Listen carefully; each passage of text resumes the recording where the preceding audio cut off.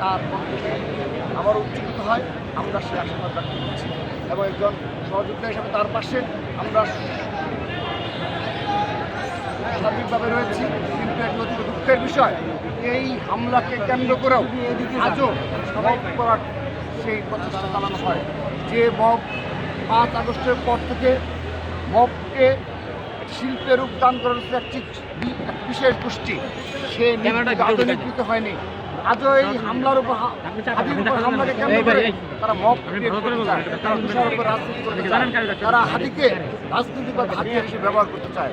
আমরা স্পষ্টভাবে ছাত্রদল সেই 5 আগস্টের পর থেকে ক্যাম্পাসে বারবার মবের শিকার হয়েছে।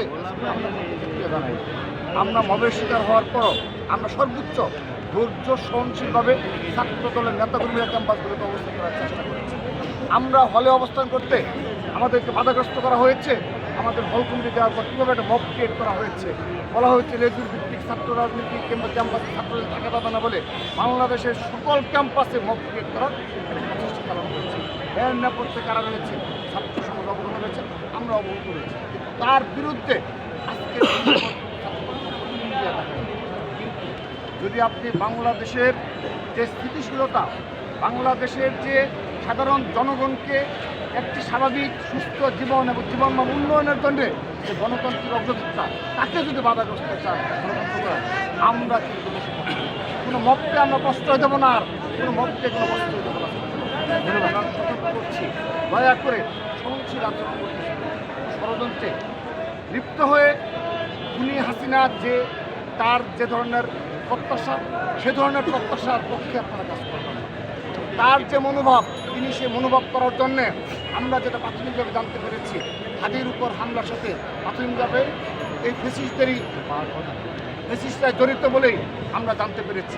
সেহেতু আমরা সতর্ক করছি, আবার দয়া করে এই ফেসিস্টের সহযোগী হিসাবে কোনো ভূমিকা পালন করবেন না। কেউ কোনো গোষ্ঠী যেন আর এই কখনো মততন্ত্র কায়েম করে কাউকে রাজনৈতিকভাবে হাতে এসে ব্যবহার করার যে প্রচেষ্টা নিবৃত সেই প্রত্যাশা রাখছি। সবাইকে ধন্যবাদ। তফসিল ঘোষণার পরে একজন এমপি প্রার্থীর উপরে যে গুলি সমাবেশ শেষ হলো আমাদের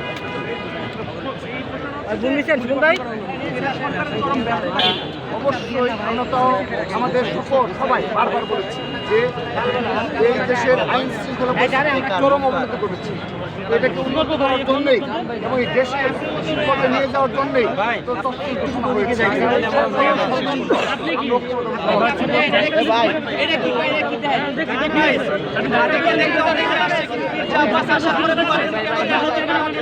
ভাই এদিকে আসেন, এদিকে আসেন। বাইরে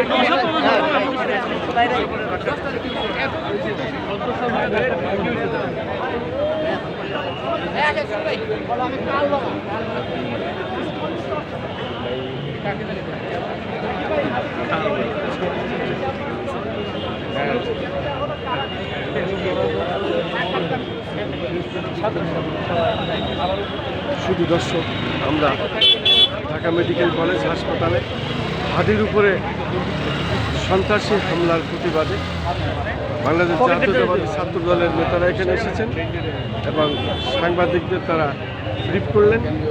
ঢাকা মেডিকেল কলেজ হাসপাতালের মধ্যে আমরা দেখতে পাচ্ছি এখানে হাজার হাজার মানুষ এসেছেন, বিভিন্ন শ্রেণী পেশার মানুষ। পাশাপাশি এখানে আরেকটি জিনিস বিশেষভাবে উপলব্ধি করা যাচ্ছে, বিশেষ করে প্রশাসনের লোকজন খুব তৎপর আছে। আমরা দেখতে পাচ্ছি আইন শৃঙ্খলা বাহিনী খুব নিবিড়।